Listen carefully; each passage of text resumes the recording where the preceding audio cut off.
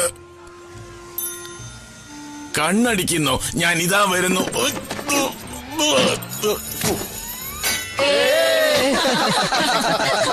ഒരു വിധത്തിലും അവളെ ഒന്നും പരിചയപ്പെടാൻ പറ്റില്ലെന്നാ തോന്നുന്നത്.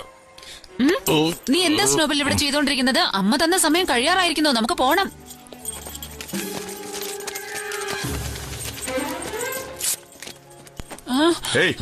രണ്ടുപേരും ഇങ്ങ് വന്നേ. പോലീസ്. പോലീസുകാർ എന്തിനാ ജോർജ് നമ്മുടെ പുറകെ വരുന്നത്? വാ വാ, നമുക്ക് ഓടിപ്പോവാം. ഓടിക്കോ.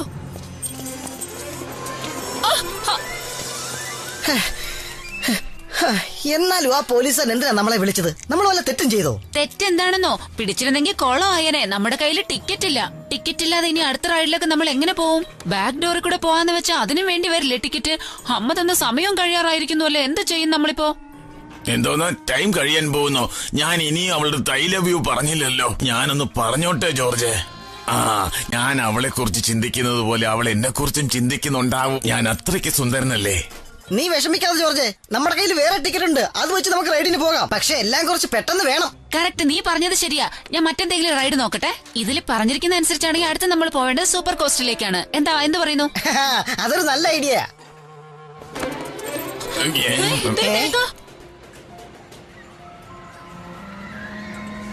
നമ്മുടെ പ്ലാൻ എല്ലാം തെറ്റി. ഇതിൽ കയറാൻ നിന്ന് എത്ര നേരം നിൽക്കേണ്ടി വരും?